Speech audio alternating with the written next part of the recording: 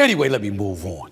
Because last night in the National Basketball Association, we saw Draymond Green get ejected for putting Rudy Gobert in a chokehold during the game with the Minnesota Timberwolves. Now, you're going to look at Draymond Green and you're going to have your reservations. He's got about 18 ejections for crying out loud throughout his career. He's been going for quite some time. We know that. Only Rasheed Wallace has exceeded that because he's got about 29 or had about 29 for his career. And we understand that when it comes to Draymond Green. There's a lot of people that are calling for a hefty suspension. They're calling for this dude to be gone. My man Jay Williams for ESPN said that Draymond Green should be suspended for 10 games. Mad Dog Christopher Russo for SiriusXM Mad Dog Radio said it should be at least 5 games. My attitude is it should be 2 to 3 games, and that creates some kind of an uproar because people are looking at me and saying, Stephen A., you cool with him. He's been on the podcast. He's been on the show. That's why you giving him a break. No, I'm giving him a break because I'm a nice guy. I'm giving him a break because he's a champion, a 4-time champion, by the way. I'm giving him a break because some incidences, one would argue, have been questionable at the very, very least in years past. Now, to be clear, I want to make sure I'm very clear about this. Draymond Green did have Rudy Gobert in the chokehold. He did have him in a chokehold for a little bit too long. I mean, there were times, there were moments, I was like, damn, let him go, let him go, let him go. No doubt about it. It's all true. I'm guilty of that. There's no doubt about it. I ain't trying to front. But I will tell you this. When I think about Draymond Green, okay, you had Jalen McDaniels getting into it with Klay Thompson, ripping each other's shirt, twisting each other around, and no punches were thrown, but Rudy Gobert got into the middle of it, wrapped his arms around Klay Thompson, but he didn't have his arms around Klay Thompson's throat. And if you're Draymond Green and you're coming up behind Rudy Gobert, I had no problem with him grabbing Rudy Gobert.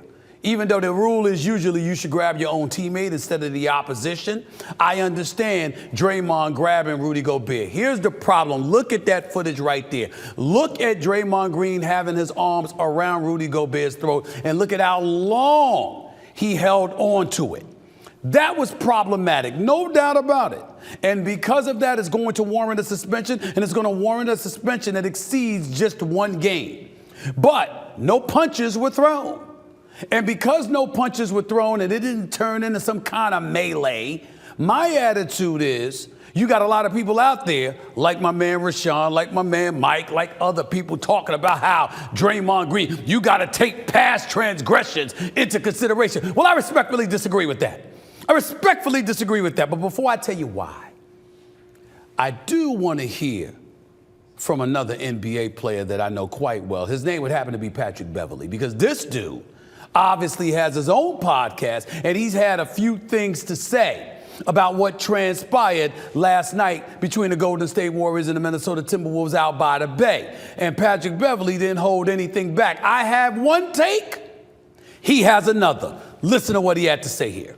Dude, I seen Draymond choke the shit out of a motherfucker today. Cat bogus as hell. What? No. Cat's bogus? Yeah, he bogus, man. Cat bogus, man. Straight up. And Ant was back there, too. And Draymond knew, too. Don't nobody like Rudy anyway.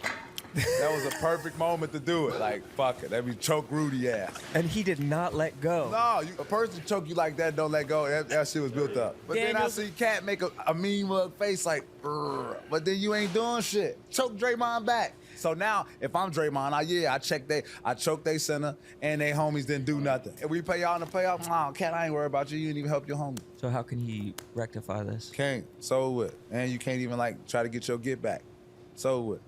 Whole world I'm saying. Text Cat. He in the game. Oh, he's still playing? He didn't do shit. Fuck it, why would he get booed? He didn't do shit. Cat, nah, fuck that.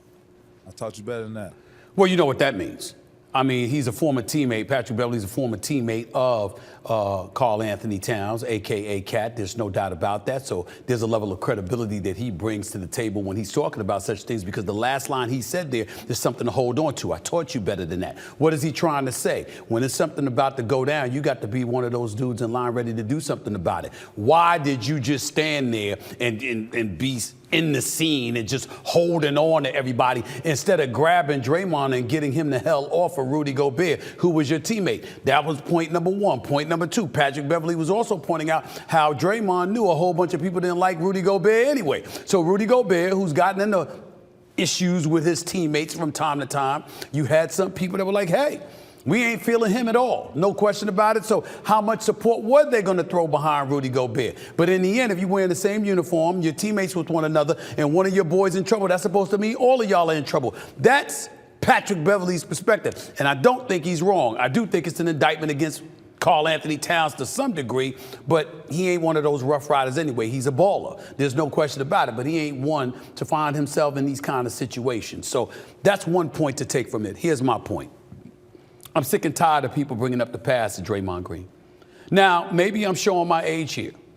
Maybe I'm showing my detachment from today's youth, this soft as cottonelle tissue that the league has turned itself into. Maybe that's my issue, and I'm not calling the players soft. I'm saying the league in terms of rules that they've imposed upon the players where, damn it, you might get ejected for looking at people wrong. And if you think I'm lying about that, think about this. Think about the penalty that happened. Think about the tech, all right, that Anthony Edwards received the other day in Minnesota when he dunked on somebody and then screamed and stared at him. He got teed up for something like that. By the way, this brother is the star of the Minnesota Timberwolves. He ain't coming. He's arrived. He's a superstar in the making. He's got an NBA body. He ain't scared of anything. He gets to the rim with veracity. He will dunk on anybody. He's improving his perimeter shot. He's giving you over 22, 23 a night. The brother is special. It ain't Karl Anthony Towns' team anymore. It's Edwards. Let's get that straight right now. The former #1 overall pick out of Georgia, but I digress. What I'm really trying to say is this.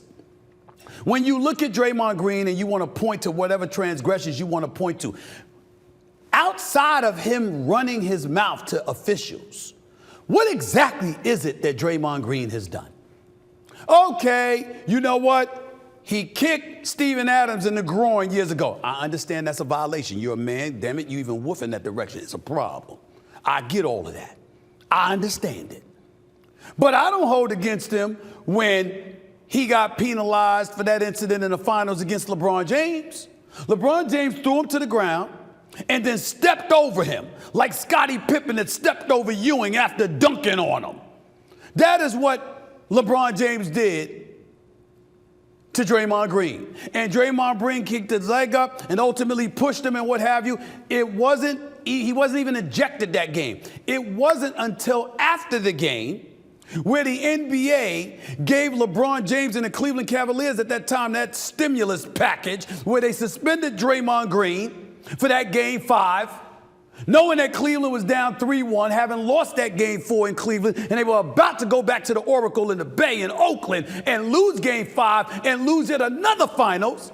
And that particular thing that happened, Draymond Green gets suspended, Andrew Bogut gets hurt the game Draymond got suspended, along with Andre Iguodala. Cleveland wins game 5. They closed the deal in game 6 when Steph Curry took his mouthpiece out and threw it at the officials because he fouled out. And then, of course, they lost game 7 with the great block by LeBron James and Kyrie's pull-up 3 over Steph Curry to seal the deal. Remember, they were supposed to lose that series in game 5, but Draymond Green got suspended because of an accumulation of tax. And that's what really, really happened. What has he done? What has he done? Everybody talking about his mouth. Everybody talking about him complaining with the officials. Everybody talking about him always getting into something, getting himself teed up, getting himself ejected, talking. I understand that.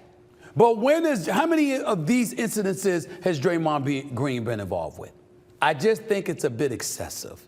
And I think people are overreacting. Yes, you wrapped your arms around his neck, for crying out loud, and held on to it too damn long, Draymond. That is true. It warrants a 2 to 3 game suspension. But to treat this brother like, oh my God, he's damn near a criminal and we got to suspend him for a lengthy period of time. No, we're not doing that. At least I hope not. I mean, I'm just telling you what my opinion is. I ain't Adam Silver. I ain't the NBA league office. They might agree with my man Rashawn and Mike and everybody else. They might say, hell, what Stephen A had to say. He got to go. He got to go. Golden State, 500 team at this particular moment in time. Steph Curry didn't play last night either.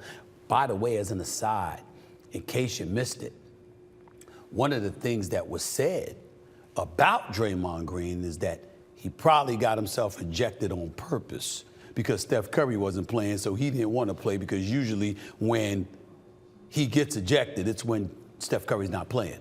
Of the 18 ejections he suffered in his career, 7 have been with Steph Curry out of the lineup.